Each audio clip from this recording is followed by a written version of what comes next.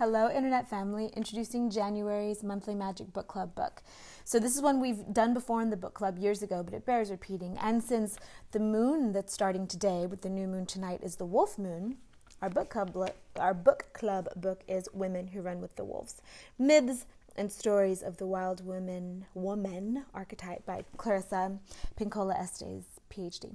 So this book is written as a call, as a invitation to rewilding the female spirit in our culture. One of the things that I find very true, and I find myself talking about it often with others, is how in the Western, pretty much secular, modern culture, we don't have much magic left, we don't have much ritual left, we don't have much spirit left. There are basically no rites of passage. And I know that in the various spiritual and cultural traditions in the smaller tribes within the greater tribe of the Western people, they still exist. But it's smaller all the time. And for people who are just, I'm going to say, normal, regular old Americans, there are really none of these. And our bodies need them. One thing I learned in transpersonal psychology, which I studied for many years in school, was that no matter what you equate the greater energy of the cosmos as, whether you call it God or any other word that people have called it over millennia, it is important to the psyche and therefore to the health of the body as a result to feel connected to something larger. And that evolves as we evolve. But what's happened so far is it kind of got combed out of our psychology and our culture. So this book, I'll just start reading you a few excerpts. Okay. The foreword. Again, this is what it looks like. And this is a great one because you can find this at pretty much any used bookstore. You can, of course, get it on Amazon.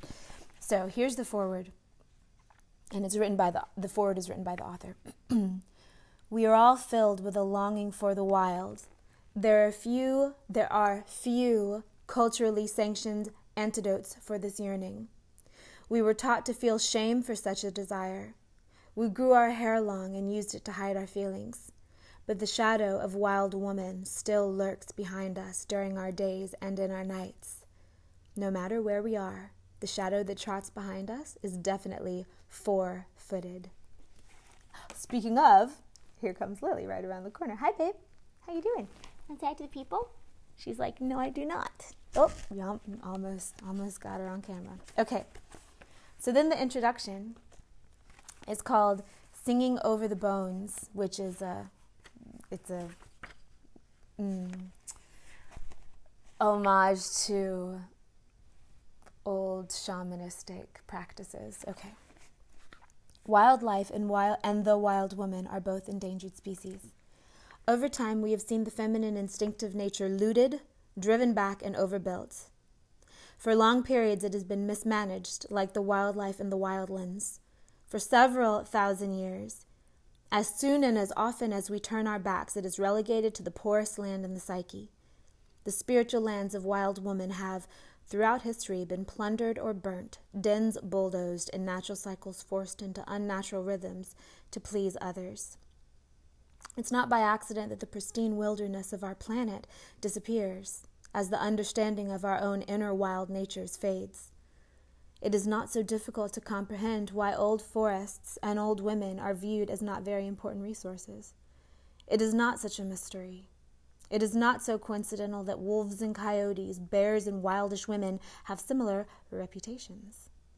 They all share related instinctual archetypes, and as such, both are erroneously reputed to be ingracious, wholly and innately dangerous and ravenous. Something else. Here we go. The comprehension of this wild woman nature is not a religion but a practice. It is a psychology in its truest sense. Soul, a knowing of the soul. Without her, women are without ears to hear her soul talk or to register the chiming of their own inner rhythms.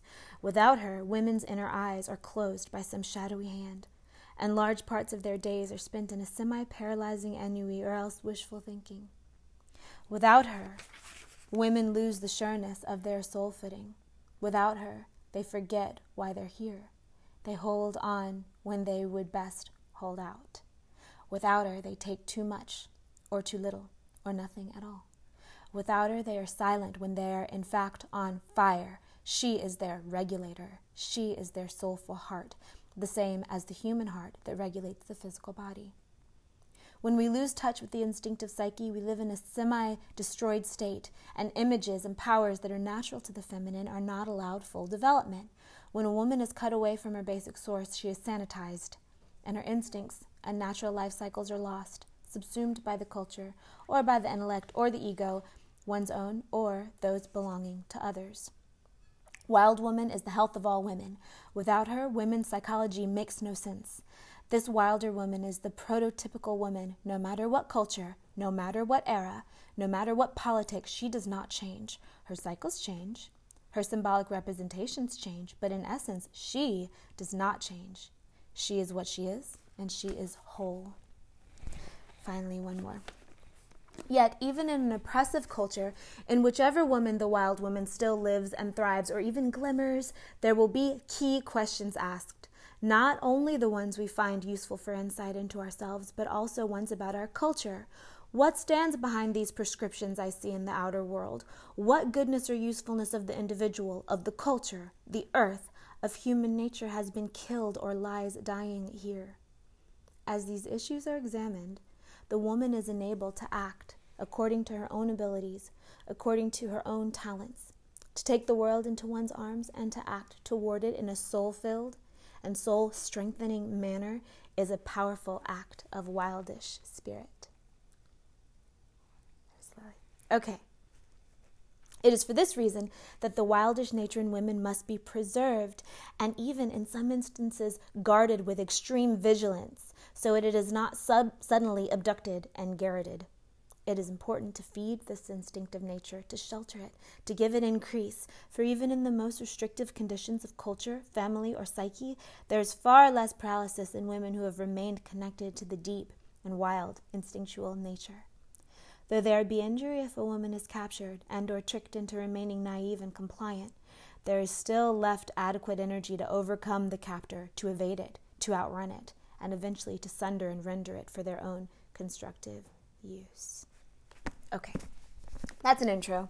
So this book is a bunch of old school stories, a bunch of myths, and then they're discussed in a somewhat academic sense, but it will get things fired up within you. I actually called out in the last video I made about my ogre's ear plant yesterday, I called out the men and said, I'd love to hear a man's response to this book, men who have read it. And someone emailed me and said, basically that he understood it partially, but also thought that it lauded women just kind of tearing away any promises and running away from agreements and stuff like that, and that action could serve detrimental to things like unions and families and stuff like that. And it's not that I straight up disagree, but I don't agree that that's what this book is saying. It's not like, okay, yeah, you're a healthy, fine, perfect person. Let's just howl at the moon and run off.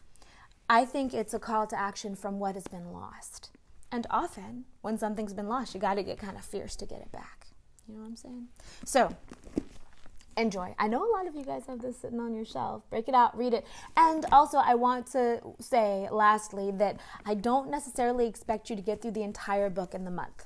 Don't beat yourself up if you don't. And I would suggest that you read the beginning of it, and then once it gets into the stories, bounce around through the stories and read what calls to you, because there are many, many of them in here. Where are we on time? Okay, we've got a little time. Okay, so here are some of the story names. La Loba, the wolf woman. Bluebeard. Nosing out the facts, the retrieval of intuition as initiation. You know, that's my jam. The doll in her pocket, Vasilisa the wise. The mate, union with the other. Hymn for the wild man, Manawi, on page 111. Cool. Hunting when the heart is a lonely hunter. Skeleton woman, facing the life-death-life nature of love. Finding one's pack, belonging as blessing, the ugly duckling. The child mother and the unmothered mother, the strong child.